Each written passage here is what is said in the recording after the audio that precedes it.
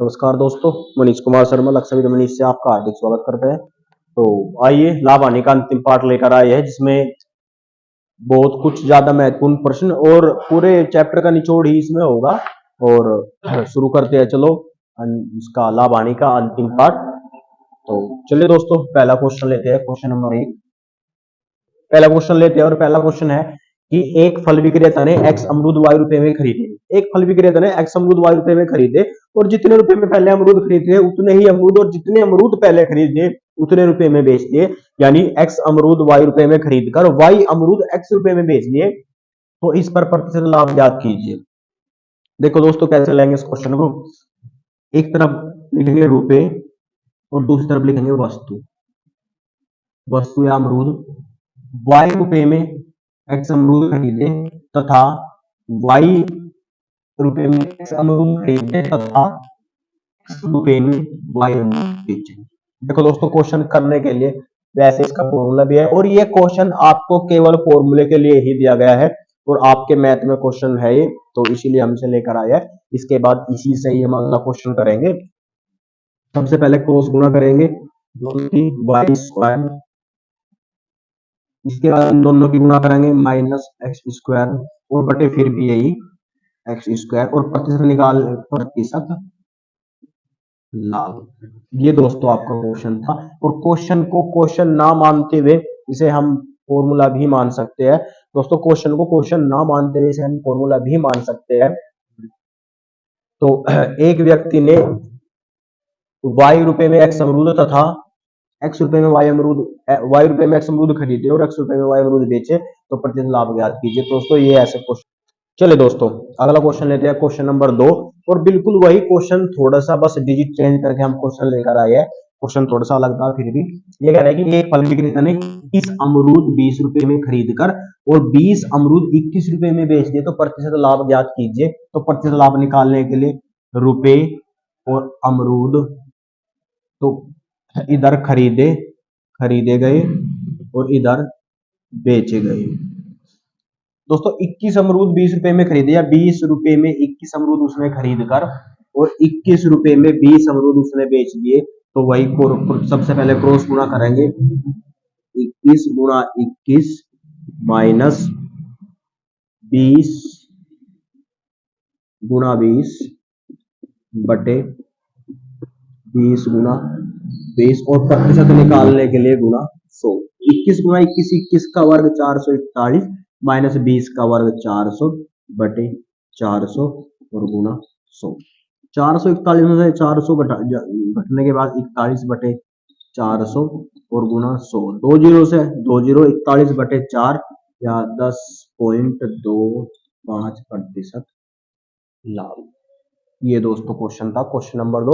और जो इससे पहला क्वेश्चन करके आए हैं, वहां XY में हमें क्वेश्चन दिया गया था, वो आपके मैथ में क्वेश्चन था, इसलिए हमने आपको फॉर्मूले बेस पकड़ा दिया। अगर फॉर्मूला किसी को याद रखना हो तो इससे पहले क्वेश्चन पर ध्यान देंगे, और डायरेक्ट आपको क्वेश्चन करना हो तो इस क्वेश्चन लेते हैं। और उसी टाइप का, बिल्कुल उसी के जैसा क्वेश्चन है क्वेश्चन नंबर 3, लेकिन उसमें क्या था, जितने रुपए में अमरूद संतरे खरीद रहा था उतने ही संतरे उतने ही रुपए में बेचा था। अब की बार रुपए और खरीदे गई वस्तु की संख्या भी बराबर होगी और बेचे गई संख्या भी बराबर होगी।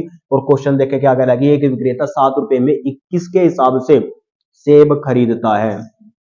₹7 में 21 के हिसाब से सेब खरीदता है और ₹2 में 5 की दर से सेब बेचता है। तो परिणाम ज्ञात करो। देखो दोस्तों, इधर रुपए और इधर वस्तु। ₹7 में 21 वस्तु खरीदता है और ₹2 में 5 वस्तु बेचता है। दोस्तों, बिल्कुल ऐसा ही क्वेश्चन करेंगे जैसे हम इससे पहले करके आए हैं। सबसे पहले दोनों की क्रॉस गुणा, 21 गुणा 2 माइनस, उसके बाद ये गुणा 7 गुणा 5 बटे फिर यही 7 गुणा 5, और प्रतिशत निकालने के लिए गुणा 100। 21 दूनी 42 माइनस 7 पंजे 35 बटे 7 पंजे 35, और प्रतिशत निकालने के लिए गुणा 100। 42 में से 35 गए 7 बटे 35 और गुणा 100। 7 से काट लेंगे 5 बार और 5 से काट लेंगे 20 बार, 20% लाभ। ये दोस्तों क्वेश्चन था। चलिए इसे क्वेश्चन को कुछ अलग तरीके से और करके देखते हैं। ये कह रहा है यदि 7 रुपए में 21 सेब खरीदता है तो 1 रुपए में खरीदे गए सेब की संख्या 3। जब 1 रुपए में 3 सेब खरीदता है तो 2 रुपए में खरीदे गए सेब की संख्या 6। 1 रुपए में अगर 3 सेब खरीदता है तो 2 रुपए में कितने सेब खरीदता है? 6। और ये कह रहा है कि 2 रुपए में कितने सेब बेचता है? 5 सेब बेचता है। 2 रुपए में खरीदता तो है 6 सेब और बेचता है 5 सेब, तो 1 सेब की बचत करता है 5 सेब पर, और प्रतिशत निकालने के लिए गुना 100, तो 30% का गुना। चलिए चलिए दोस्तों अगला क्वेश्चन लेते हैं। क्वेश्चन नंबर 4 कह रहा है कि एक वस्तु को 144 रुपए में बेचने पर 28% की हानि होती है और हानि को कम करके 14% करने के लिए वस्तु को कितने रुपए में बेचना होगा? देखो दोस्तों क्वेश्चन कह रहा है कि अगर एक वस्तु को 144 रुपए में बेचने पर 28% की हानि होती है और यदि वस्तु को 28% की हानि के बजाय 14% की हानि के साथ बेचना हो तो मूल्य को कितना कम करके बेचना होगा? देखो दोस्तों वस्तु को 144 रुपए में बेचने पर हमें 28% की हानि होती है, और जब 28% की हानि होती है, अगर किसी वस्तु का मूल्य 100% रहा होगा तो 28% हानि होने के बाद, हानि मतलब 28% की कमी होने के बाद वस्तु को कितने रुपए में बेचा गया होगा? 100 माइनस 28, 72% में वस्तु को बेचा गया होगा। तो वस्तु जो 144 रुपए है अभी फिलहाल में 72% के बराबर है, तो 72% बराबर 144, तो 100% बताने के लिए 72 एकम 72 और 72 दूनी 144। 100% निकालने के लिए गुणा करेंगे 100 से, तो 100% बराबर 200। जब 1 बराबर 2 तो 2 बराबर 100, 2 बराबर 200। 144 करने का तरीका देख लेंगे, बटे 72 और गुणा 100। 72 दूनी 144 और 100 दूनी 200। 200 रुपए वस्तु का क्रय मूल्य होगा, वस्तु का क्रय मूल्य 200 रुपए होगा। उसके बाद कहा गया कि वस्तु की हानि को कम करके अगर 14% हानि पर वस्तु को बेचना हो, सबसे पहले 14% हानि देख लेंगे कितने रुपए के बराबर होगी। 200 का 14%, 14 दूनी 28, वस्तु को 28 रुपए की हानि पर बेचना होगा। 200 रुपए को जब 28 रुपए की हानि पर बेचेंगे तो कितने रुपए की वस्तु को बेचना होगा? 172 रुपए की वस्तु को बेचना होगा। लेकिन यही मान डायरेक्ट निकालने के लिए कैसे करेंगे? 200 रुपए को 28% की हानि पर बेचना होगा, और 28% की हानि का मतलब है वो 14% की हानि पर बेचना होगा। 14% हानि का मतलब है वस्तु को 86% में बेचना होगा, और 86 दूनी 172, ये आंसर दोस्तों।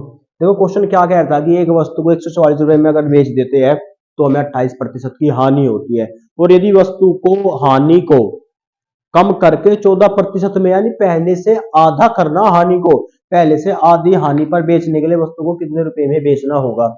144 रुपए में बेचकर 28% की हानि हो रही थी, इसका मतलब 144 रुपए 72% के मान के बराबर था, तो 144 बटे 72 गुणा 100। वस्तु का क्रय मूल्य 200 रुपए। अब वस्तु को 14% हानि के साथ बेचेंगे तो 200 गुणा 100 माइनस 14, 86 बटे 100। 2 जीरो से 2 जीरो, 86 दूनी 172, वस्तु को 172 रुपए में बेचना होगा। चलिए दोस्तों अगला क्वेश्चन लेते हैं, क्वेश्चन नंबर 5। और क्वेश्चन नंबर 5 कह रहा है कि चीनी का मूल्य 18% कम होने पर 4500 रुपए में एक व्यक्ति 16.2 किलो चीनी अधिक खरीद पाता है। देखो 18% कम होने पर, जब कोई मूल्य कम होगा तो वस्तु अपने आप ही ज्यादा आएगी, और कितने रुपए में हमने कमी कर दी? 4500 रुपए में 18% की कमी कर दी। तो सबसे पहले हम देखेंगे हमने कितने रुपए की कमी की, तो 4500 रुपए में हमने 18% की कमी करी। 4500 का 18%, 18 पंजे 90, जीरो, और 18 चौक 72, 72 और 9 81। 810 रुपए की कमी होने पर हम 16.2 किलो चीनी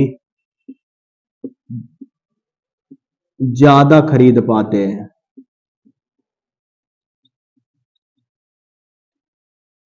810 रुपए मूल्य में कमी होने पर 16.2 किलो चीनी हम ज्यादा खरीद पाते हैं। इसका मतलब 810 रुपए 16.2 चीनी के मूल्य के बराबर होगा। जब 810 रुपए 16.2 किलो चीनी के मूल्य के बराबर होगा तो 1 किलो चीनी का मूल्य कितना होगा? 810 बटे 16.2। और दशमलव हटाने के लिए 10 से गुणा करेंगे दोनों तरफ। इस 10 से जीरो से ये दशमलव हटा लेंगे। 81 एकम 81 और 81 दूनी 162 और 2 पंजे 10 और 10 पंजे 50 रुपए प्रति किलो की दर से चीनी का मूल्य रहा होगा। ये दोस्तों आपका क्वेश्चन था। चीनी के मूल्य 18% कम होने पर, देखो 18% किस में कमी होगी? मूल्य में कमी होगी। और मूल्य कितना है? 4500 रुपए। 4500 रुपए में 18 की कमी, इसका मतलब 810 रुपए। 810 रुपए की कमी होने से 16.2 किलो चीनी ज्यादा खरीद पाते हैं। तो 1 किलो चीनी का मूल्य 810 बटे 16.2 और गुना, ये दशमलव हटाने के लिए 10 की गुणा कर लेंगे। 810 162 पंजे 810 और 5 गुना 10 50 रुपए प्रति किलो। अंतिम क्वेश्चन होगा चैप्टर का आपका लाभ हानि का अंतिम पार्ट का अंतिम क्वेश्चन होगा। इसके बाद हम साधारण ब्याज शुरू करेंगे। साधारण ब्याज, चक्रवृद्धि ब्याज। जैसे दोस्तों हमने आपको बताया था कि पहली कक्षा में हमने, पहली क्लास में हमने आपको बताया था, और वही क्रम रखेंगे हम चैप्टर का जो भी हमने आपको बताया था। जितने भी महत्वपूर्ण चैप्टर होंगे सभी को सबसे पहले हम करेंगे। वैसे तो शुरुआत मैथ की आपकी संख्या पद्धति ऐसे से हुई है, लेकिन उन चैप्टर को हम बाद में लेंगे ताकि महत्वपूर्ण चैप्टर से महत्वपूर्ण क्वेश्चन ना आपके बच सके। तो जितने भी महत्वपूर्ण चैप्टर होंगे इन सबको सबसे पहले लेंगे। प्रतिशत, लाभ हानि, साधारण ब्याज, चक्रवृद्धि ब्याज, समय, दूरी, नाव, धारा, ये सब क्वेश्चन हम सबसे पहले लेंगे। तो प्रतिशत और लाभ हानि हमने आज खत्म कर लेंगे। इसके बाद साधारण ब्याज आपको मिलेगा। चलिए दोस्तों अंतिम क्वेश्चन है, देखते हैं कि चीनी के मूल्य में 20% कमी होने पर 600 रुपए में एक व्यक्ति 5 किलो चीनी ज्यादा खरीद पाता है। तो चीनी का मूल्य कम होने से पहले क्या था? देखो दोस्तों 600 रुपए की अगर बात करें, 600 रुपए में 20% की कमी की गई तो 600 का 20%, 6 दूनी 12, 120 रुपए की कमी की गई। 120 रुपए की कमी की गई और 120 रुपए कम करने से कितनी चीनी अधिक खरीद पाते हैं? 5 किलो चीनी अधिक खरीद पाते हैं। 5 किलो चीनी अधिक खरीद पाते हैं। तो जब 120 रुपए कम होने से हम 5 किलो चीनी ज्यादा खरीद पा रहे, इसका मतलब है हम 5 किलो चीनी को 120 रुपए में खरीद पा रहे। तो 1 किलो चीनी हम कितने रुपए में खरीद पा रहे? 24 रुपए में हम खरीद पा रहे। तो 1 किलो चीनी का मूल्य 24 रुपए प्रति किलो। 1 किलो चीनी का मूल्य 24 रुपए प्रति किलो रहा होगा। लेकिन ये मूल्य कब है? ये मूल्य 20% कम होने के, 20% कम के बाद का मूल्य, 20% कमी के बाद का मूल्य। और हमें बताना है कि कमी होने से पहले वस्तु का मूल्य क्या रहा होगा। तो कमी होने से पहले वस्तु का मूल्य क्या रहा होगा? तो 24 बटे 100 माइनस प्रतिशत कमी, 100 माइनस प्रतिशत कमी और गुना 100। तो 24 बटे 100, 20% की जब हमने कमी कर दी, 100 में से जब 20% हम घटा लेंगे तो 80, और कमी होने से पहले का मूल्य 100% था। तो 20 चौक 80, 20 पंजे 100 और 4 छिक 24, 6 पंजे 30। कमी होने से पहले 30 रुपए प्रति किलो दर की से चीनी रही होगी। तो चलिए दोस्तों देखते हैं, ये आपका अंतिम प्रश्न था। और क्या इसके बाद हम साधारण ब्याज लेकर आएंगे आपके लिए। और जैसे ही अभी भी आपके एग्जाम की तैयारी, ये तारीख फिक्स हो गई 17 और 18 फरवरी, उसके बाद आपका एसएससी जीडी का एग्जाम है और रेलवे के भी फॉर्म आने शुरू हो गए आपके। तो बहुत ज्यादा आपकी भर्ती आएगी। तो जो भी है बहुत ही अच्छे से तैयारी करें, क्वेश्चन को लिखते रहे और साथ साथ समझते रहे। तो चलिए दोस्तों इसके बाद हम साधारण ब्याज का चैप्टर लेकर आते हैं। ठीक है दोस्तों, मिलते हैं अगले चैप्टर साधारण ब्याज में। जय हिंद दोस्तों।